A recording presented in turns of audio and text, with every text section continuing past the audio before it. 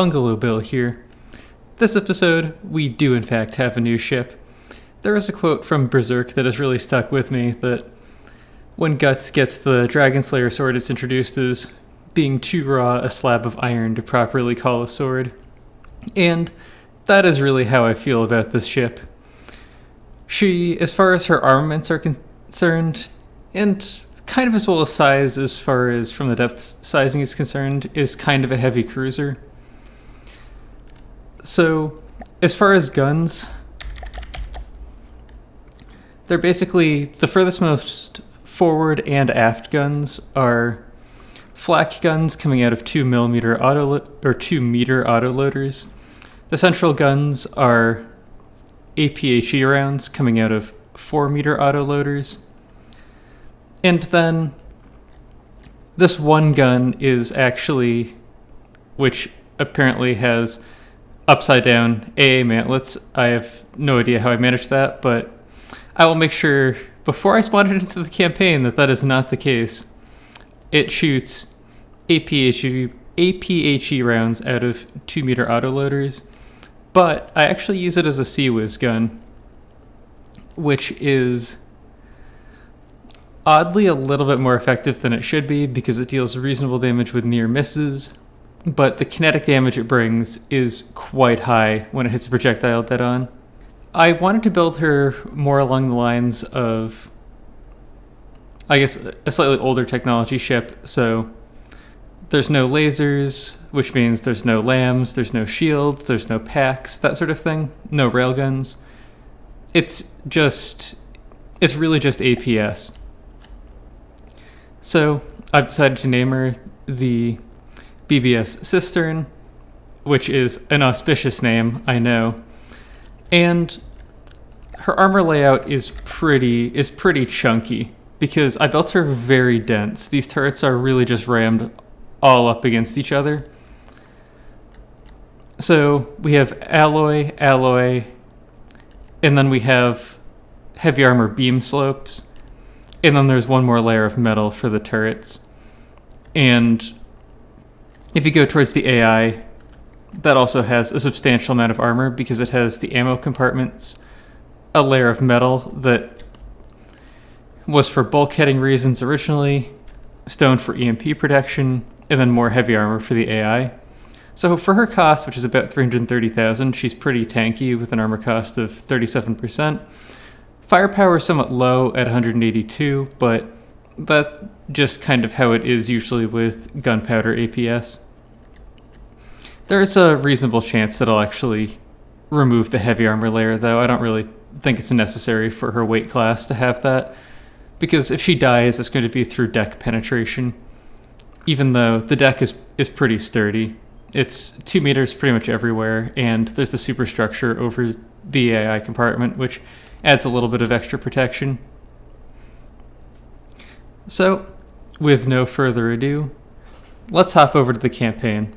Although, I did forget to mention, one of the things stopping her from really being a cruiser is she's slow. It's a 20 meter per second top speed, and the whole shape is weird. For volume efficiency reasons, she's basically a skiff. So, flat transom, flat underside, and a blunt bow, which from the depths doesn't really have a traditional sense of hydrodynamics, so she really has a planing hull instead of a displacement hull, despite the fact that her size would make her a displacement ship. I don't think it'd be feasible to get a ship this large and this heavy up onto a plane. Alright, now let's actually get into the campaign. Alright, let's take another quick look at the tactical map before we plunge into the action. The Steel Striders are basically backed into a corner. Their territory is largely captured, and I've been rotating heavier vehicles like the Hull Breacher around. I just noticed that the Scarlet Dawn began an offensive with some of their faster craft, so I'm going to have to scramble a few vehicles to intercept them with. We had a few fairly decisive fights against the Grey Talon, and one against the Scarlet Dawn's Gauss in the last campaign, in the last episode, but there are still a small pile of vehicles here that I will have to engage during this episode. With that out of the way, let's hop into a few battles. I've mostly stopped showing the fairly routine battles where, in this case, we're fighting the Watchmen, which, as far as the Ra is concerned, will really offer no resistance. However, sometimes I find wanton destruction to be cathartic, and I should not call it wanton destruction. We are going to put the materials gained here to use. We have mainframes to make, and as my father has always said, a mind is a terrible thing to waste.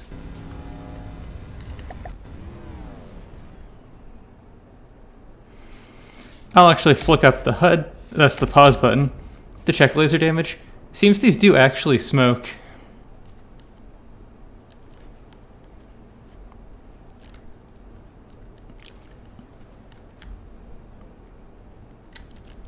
Although I don't see smoke yet on this one, I don't know why. The other two were smoking.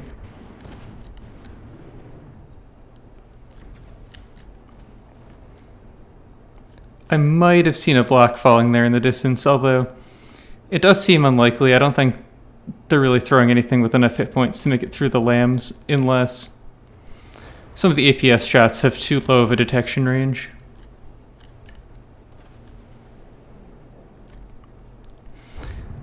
It feels like everything in the campaign has smoke now, though, so I'm really going to have to stop using lasers on larger ships, like the Ra, and just relegate it to fly swatting.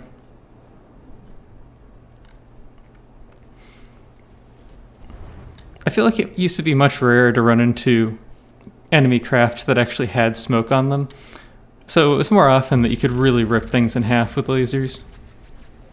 Here we have one of the Scarlet Dawn craft that rapidly moved through. It decided to go into the hull breacher's tile. Originally I thought that it was going to go through another tile, so I assembled a fleet of small vehicles to fight it instead. The hull breacher may not be able to productively fight the Sagittarian because it uses crams. We'll see. If we hit it, we'll kill it. If we don't, this may be a somewhat difficult battle. Very low armor, fairly high firepower, some very delicate looking laser assemblies.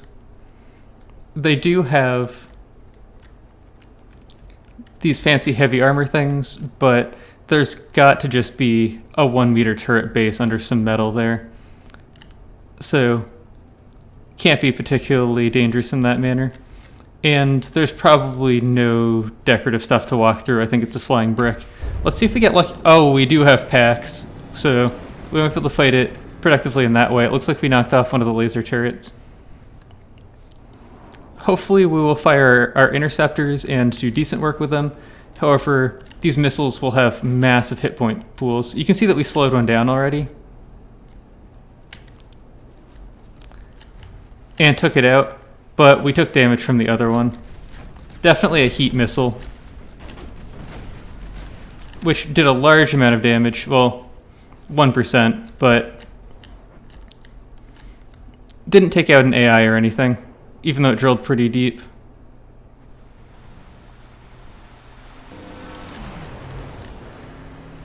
Timed fuses on them were pretty late, because the Sagittarian is moving.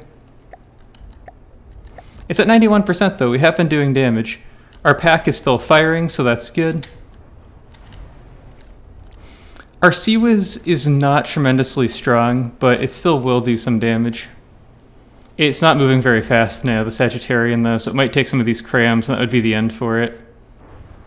Also, some of its missiles flew straight off into the distance. Oh, never mind, they are coming down, I think. They're going very slow. I don't know if they have guidance.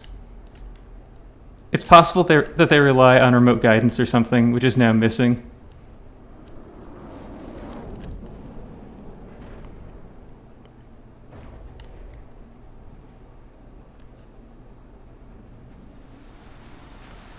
It looks like our engine capacity has been reduced slightly on the hull breacher. I imagine we still have enough, but... And they are fairly distributed. I think the heat missile that we saw hit probably hit one. And there goes the Sagittarian. It's not something we can terribly effectively attack, although it does hang out in one place long enough to take crams occasionally. But its low armor was definitely its downfall there, and we do outweigh it. I don't even know if it really has enough materials on it to destroy us, or if we just run out. Because it only did 1% over the course of that battle. I can't really imagine it effectively doing the rest, although we would have materials issues of our own. Here we have the Perseus against an increasingly ragged group of interceptors, although the dandelions aren't terribly interceptors, but the Thundershock and the Darting Needle are. This group used to have not two dandelions, it still has two dandelions. It used to have two Darting Needles, but one of them was lost in the last episode, I believe. And we are fighting the Perseus, who we have seen in previous campaigns, and if memory serves, will spawn in nukes against us, so it's good that we have a few craft that deal with that. I really don't recommend opening that door. It may just be there to dissuade the captain from leaving, or perhaps to make sure that they've had enough coffee. Anyway, let's see how we do. So there's lambs going on the Perseus, but it's already saturated. It's one of the reasons that I'm not always a huge fan of lambs. Once they saturate, they look really bad. We are taking fire on the dandelion, and I imagine it's hurting quite a bit because the Perseus outcost us a lot. Seems like we're having some accuracy problems. Also, we haven't been shooting that nuke. There we go. Not hitting it, there it goes.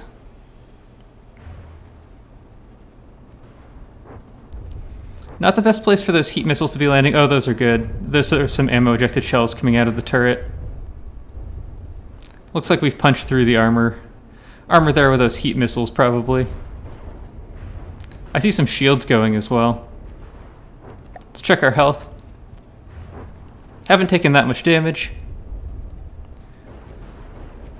The Darting Needle interrupts the construction of that nuke. Oh, that's a lot of shells getting ammo ejected there. And a turret being lost entirely.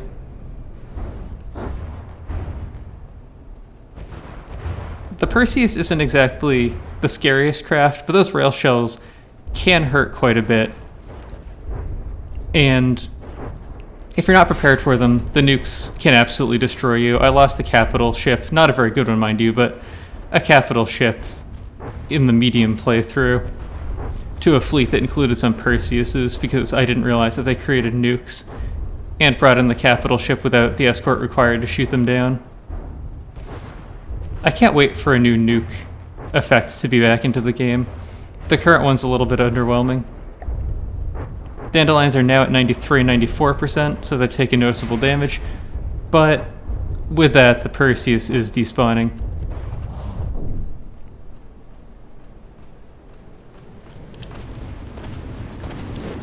The damage location here is fairly good. It just took out the cockpit, which we don't terribly need. Oh, and I flew over the other one without even really looking. Yeah, so just cockpit damage to both. The damage numbers are higher than they look because that's mostly glass and wood that got taken out. For some reason I can't properly ascertain, the Tycho that we saw fight the Gauss in the last episode, who has been repaired to a reasonable extent, but is at least externally, but is still injured a bit, so we are losing some components due to damage right at the beginning. And this turret hasn't been repaired at all. Has been accosted by a shooting star, and I pulled in a trade fleet just so that we can get rid of it. Shooting star is significantly cheaper than us, so as long as we can get a good angle on it with our guns, we should just shred it. I will have to cut that out because I just brought up my Steam overlay instead. Or she could just crash into us, which would immediately kill her.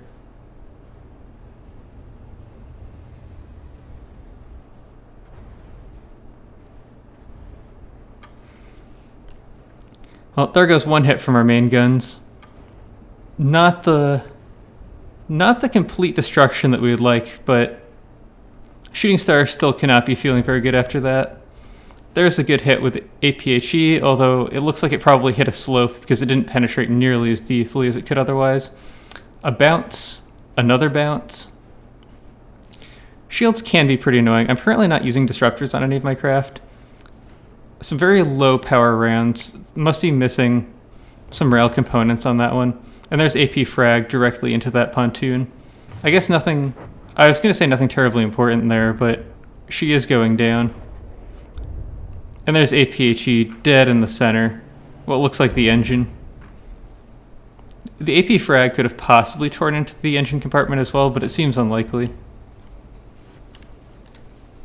We will probably lose our ability to aim for a moment while we destroy sonar buoys. The sonar buoys are only deployed if enemies are at low altitudes, and I should really deploy them the entire fight instead because their ammunition cost is pretty low compared to the possible value they can provide. Here we have a quite small battle. I was capturing tiles with a darning needle when a Wasp came up against us. So the Wasp, 66,000 materials, 41 firepower, against the darning needle with 41,000 materials and 26 firepower. For the Wasp, it's mostly going to be a question of how heavily she's constructed, so whether or not she can tank the high explosive damage, and whether or not she can actually land a hit with her APS. If she can land decent shots, she will be able to do some damage to the darning needle, but it looks like her ability to tank high explosive damage is nearly nothing because one particle cannon blast rendered her AI dead. I'm not even... That's where it went through. Okay. Wasn't even entirely sure how it happened. Here we have a fight against a joint Grey Talon and Scarlet Dawn force.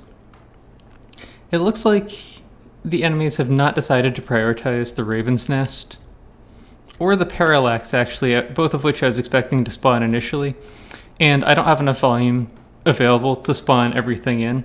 So even if I turn it up to the 200,000 block limit, which I'm a bit under right now, I don't think the Raven's Nest or the Parallax would actually spawn. On my side, we have quite a bit not spawned as well, but we have a Tycho, then we have 2 sailfish and an elephant with another equivalent fleet waiting just in case. So let's destroy these first few vehicles that have spawned in, and then watch what spawns in afterwards. And a Scarlet Nova. Okay.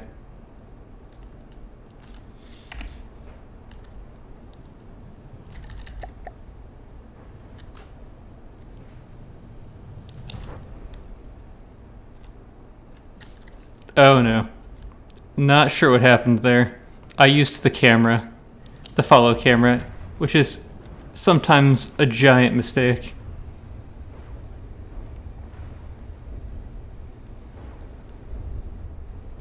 Something's too damaged. I have no idea what it is, though. Those are presumably the sailfish missiles coming in due to the large amounts of EMP. Fairly dodgy maneuvers, but not quite dodgy enough. Looks like the elephant decided for a chunkier target this time and went for the alchemist's lair. Okay, I'm imagining we'll get a despawn here soon. A little warp first, though. Cheeky. I think it was a little too late for that kind of maneuver, though.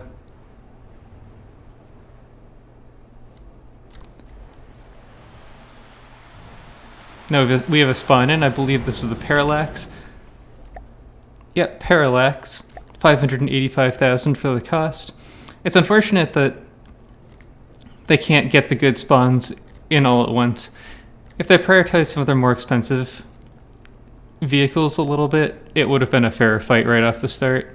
I would have turned the volume down even more if I knew. All missiles, so either we already took out the laser systems or the laser systems are a fake. Usually they don't fake stuff like that unless these are supposed to look like engines or air intakes or something. It could be that they're supposed to be air intakes. They do look like decoed lasers because they look maybe a bit too large. It's hard to say though. I'm unsure whether or not those missiles despawned or were taken out somehow. I see one large missile coming in for the Tycho. I imagine there was another one, but I don't see where it went. Despite the large volume I have set, It looks like the Raven's Nest is only going to come in last by itself. Parallax failed to avoid those missiles. Okay, so she does have missile interceptors, which is probably what got the missiles the first time, rather than them running out of lifespan. The Sailfish's missiles, though, do have a lot of fins, and their APN guidance seems to be tuned reasonably well. I do have to go through some of my missiles, including those which I haven't really tuned. It's just luck that it turns out to be so good for them, but I really have to make sure that the APN guidance settings are good for all of my missiles, because I've only come to realize recently that it doesn't seem to take the missile's turn rate into account for its characteristics, which it should. Otherwise, it's not actually APN guidance.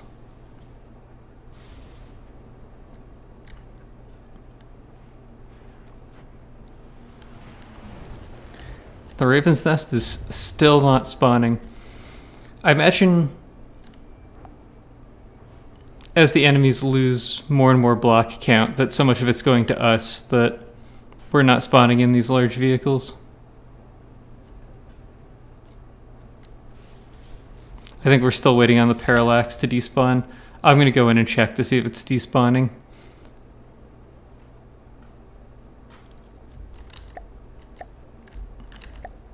%.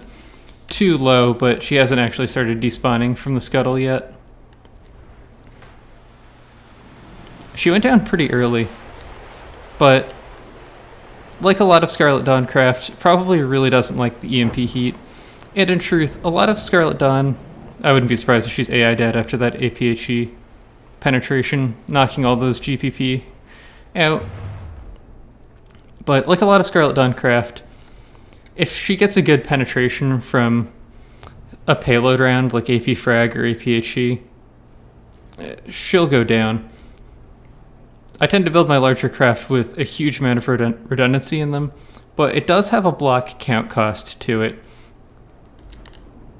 Campaign craft really try to keep the block counts really low.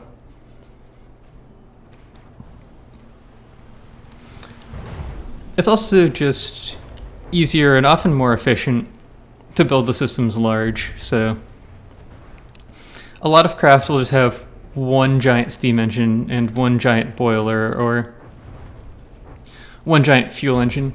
It also only saves on block counts when it's steam, and you can use the larger steam components. With fuel engines, you don't save any block count. Looks like we're finally going to get the Raven's Nest in. My vehicles are struggling a little bit. I have realized recently that I've had some of my maneuver cards set to the wrong maneuvers, which may be causing me some of my woes.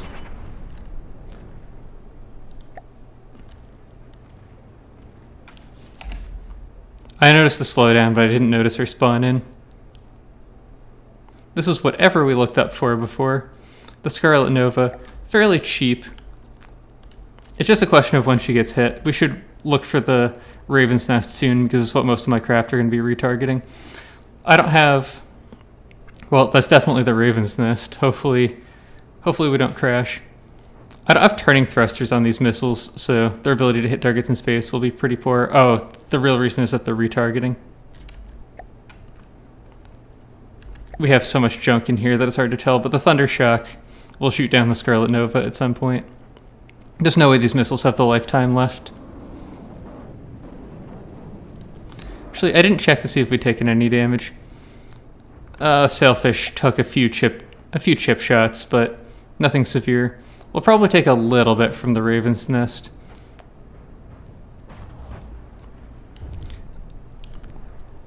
I'm not sure what order I'm going to stage my fights against the Raven's Nests in, but there's a lot of them, so the only one that I'll show is if the Cistern gets here for a Raven's Nest fight.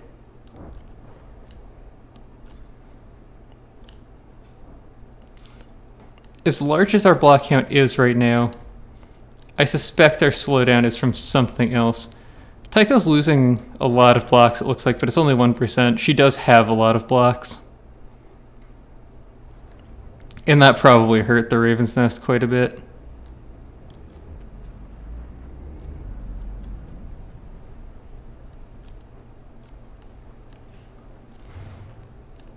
These missiles will probably be fairly nasty as well, the EMP heat missiles off of the sailfish.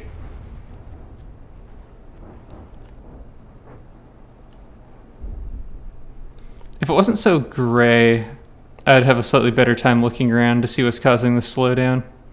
It does tend to be an issue with the Gray Talon area. I imagine it's supposed to be thematic, but it can be a bit annoying.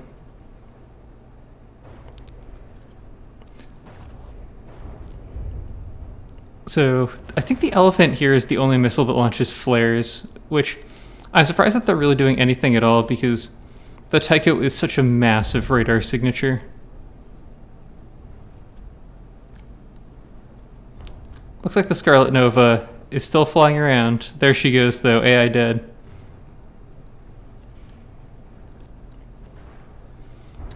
I only turned the battle size up so much because I was trying to give a fair shake to spawn in some of the enemy designs right at the beginning, but I should have definitely kept it down quite a bit. Down to 87% on the Raven's Nest, which is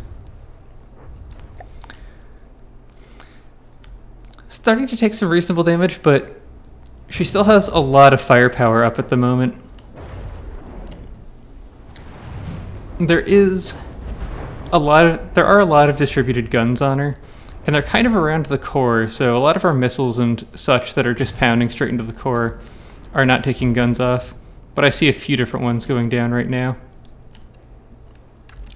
Check if we've taken any damage that I need to check out.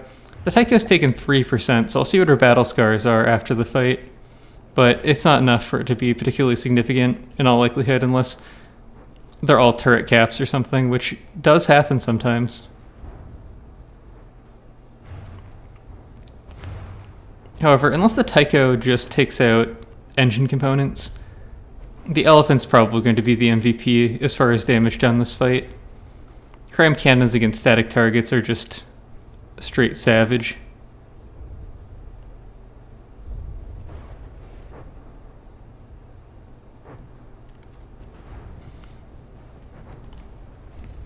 The Darning Needle made it here, which really tells me that everything smaller than the Raven's Nest is completely dead.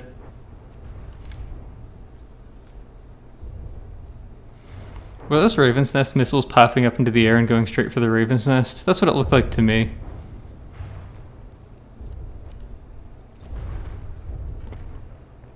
Your engine exhaust pipes do not point out at the vehicle. Something took damage then. It's probably the Elephant because it uses fuel engines. Looks like I've spawned in 2 Tychos now. Actually, one of them might be missing an AI. Or their AIs just got split. I think I only brought in 1 Tycho into this area, and we'd have to be down 3 AIs, which seems highly unlikely. So it's just one with the AI split around.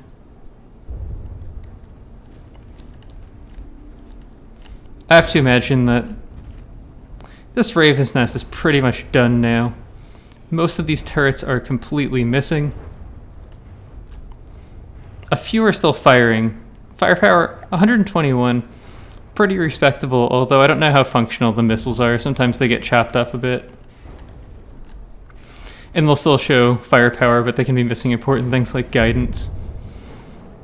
Happens to my torpedo bomber, because of how the large torpedoes are arranged, that they'll tend to miss some chunks out of the middle. Those heat fragments largely going to waste. EMP damage didn't get much done either. I don't know if it got eaten by surge protectors or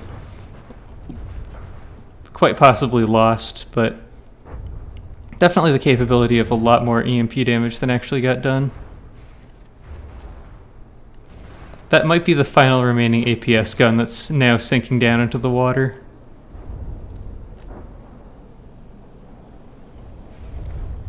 That's a long-range cram barrage. 2 damaged. There goes the first Raven's Nest. And unless I'm showcasing a new craft, the only one that I'll make you watch. I'm going to check out some of my craft for their battle damage. That's not how you do that.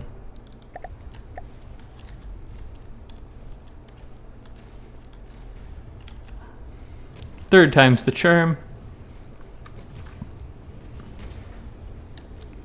A lot of damage to the exterior skin. Oh, I'm in her, so I'm repairing a little bit. A slight list.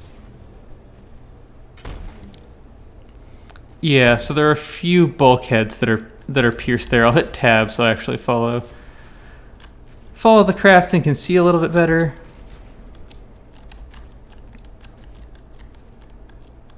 Looks like Rambot's really doing some work.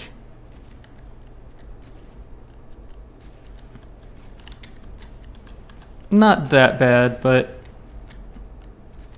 can traverse a few bulkheads, which was definitely adding on to a little bit of list, especially because I think the turning thrusters aren't perfectly balanced. Well, now that the fight's done, the air's really cleared up a bit.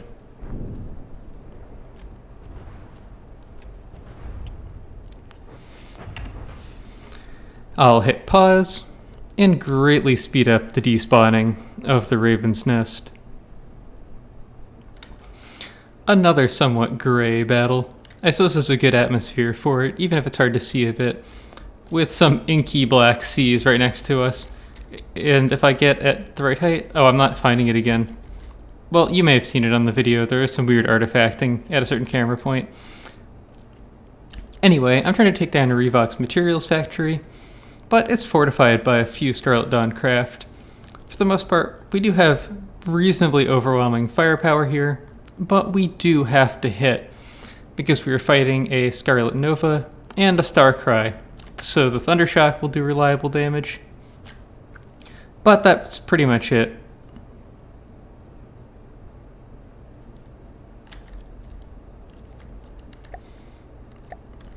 I do not expect the Scarlet Nova to stand up to even those fairly light lasers for too long. We will get into follow mode and see how long we can follow for before we lose the block. That was almost...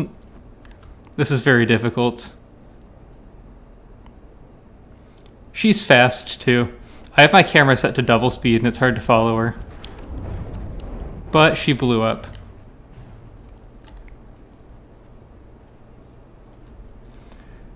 Time to follow the lasers.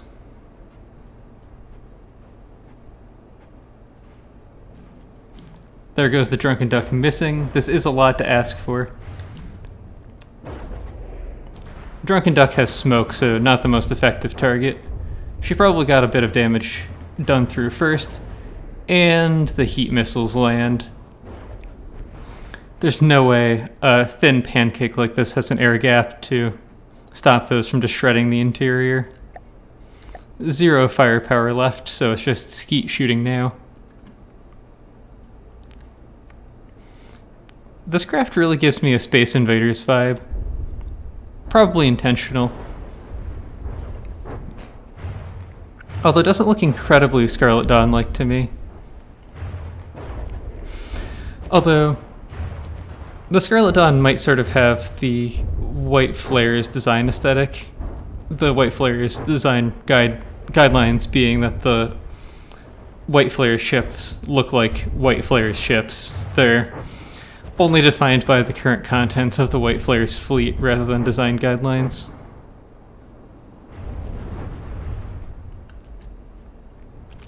The Revox Materials factory is down, so just a matter of waiting for this craft to despawn. Again, not how I actually moved to a vehicle. This was almost certainly a ground strike. We did not lose the CJEs at the root of the wing, so we're still perfectly functional, although quite slow. Here we have a fight that caught me a bit by surprise. There is a galaxy coming out from the Scarlet Dawn, as well as a Machination, which is probably somewhere coming out from the Grey Talons.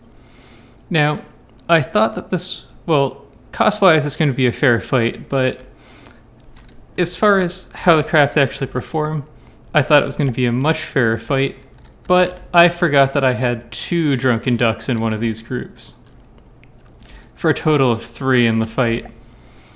So there's 3 of them, then there's a skate, darning needle, and darning needle.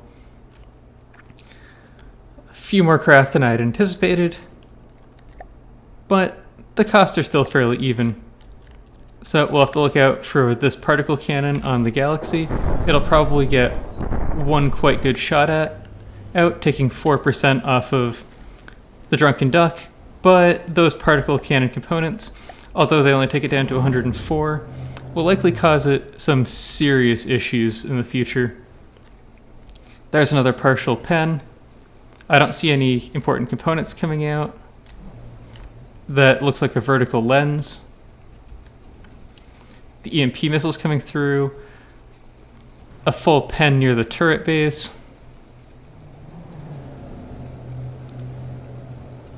I don't think the Galaxy is going to be capable of much anymore, so let's see how the Machination is handling. I'm going to pause so we can get there probably before it dies. Okay, a darning needle has also taken 4%, and another drunken duck has taken another 2%. The first one that got hit by that particle cannon could have taken quite a lot of damage, so I'll have to see how it's holding up at the end of the fight. Let's try grabbing another block.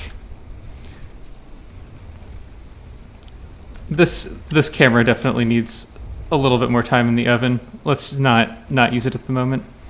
Well, this drunken duck looks like it's not shooting at this Machination. Engaging now. So let's get that happening.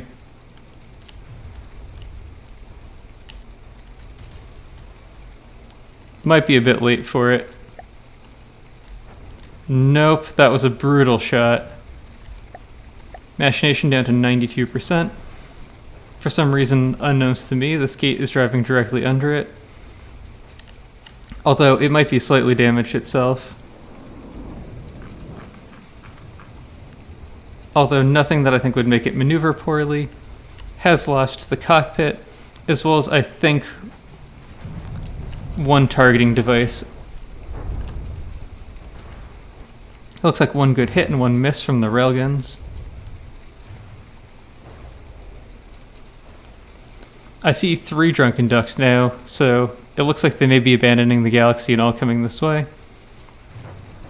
2 pretty good hits, but I don't think they were terribly useful pens. I think they sort of hit that bulky side armor.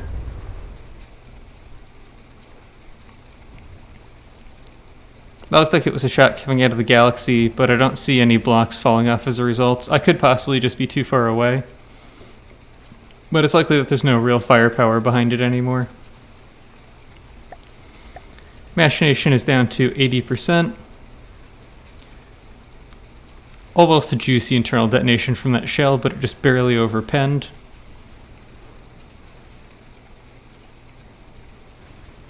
Same with that one.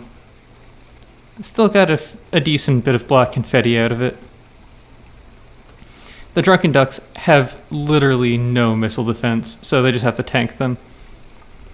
In this fleet, they are sort of the defensive centerpiece, but they're really not designed to be. They're meant to be a cheap way to bring big guns into a fight.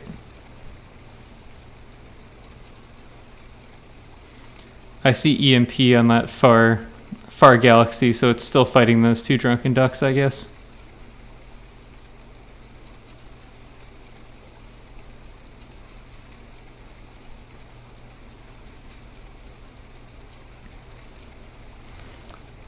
Definitely getting a few poor shots now, failing to take out the Machination. Maybe some of my craft have retargeted.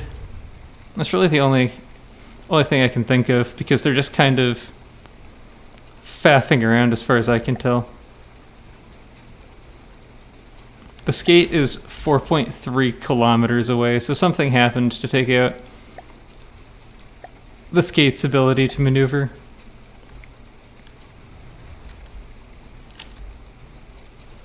Darning needles aren't really functioning either. This one's doing a right circle and lost flight mobility on the left, which is probably not great for turning to fire. It should still manage it though, because it will completely stop Some blades, oh, this one has no firepower left. That would explain why it's not firing. Maybe similar with the other one. The Machination having missiles that actually go against these small targets isn't great for them if they're unable to dodge them, which they seem to be unable to do this fight. This one should be working though. Don't know what's going on there.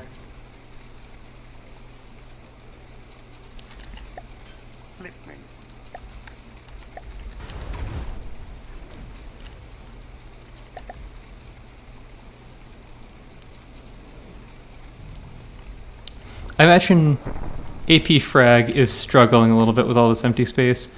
No particle cannon firepower left. A little bit of scarring here, but not very much. Although I should check percentages just to make sure. 99%. Okay, so I'm on the 96% one, which probably took a decent shot right at the beginning. Okay, so it took a chunk out of the turret cap. That's actually probably why this fight took so long. Put us down to one barrel because that big and only particle cannon shot that the Galaxy got went directly into our turret cap. I don't know how enemy AIs are doing that so reliably. I would like to accuse them of using Lua. Alright, I wanted to get the Cistern into one fight before the episode ended, and it is slow as molasses on a winter day, so she has finally made it to the boundary of the Grey Talons, and since the Scarlet Dawn popped out a bajillion shooting stars, most of which I have not shown, I have decided to put her against one singular shooting star. So we are about 5 times the cost. So, likely not much of a fight, although we are not particularly combat tested. As the shooting star comes up to speed, hopefully we will get some slightly more reliable flak hits. Ideally, we'd get an APHE hit as well. Our detection isn't exactly geared towards very fast targets, although I did turn the averaging times down quite a bit. We could also possibly use a little bit more detection. A little bit of a warp there. Flak, definitely not the weapon to use against metal. Cistern has smoke, so likely no damage coming in here. So far, mostly just laughing off the flak, but a little bit of damage, and a lucky hit or two with the APHE rounds will cause real harm. Although, gunpowder APHE rounds out of 4-meter autoloaders, not exactly the most dangerous thing. But in the end, we did get there. Although I did not test her in terribly rough seas, but it looks like we are still operating. Albeit barely. Well, I believe that is enough from the depths for one day. I hope you all enjoyed watching, and I hope to see you in the future.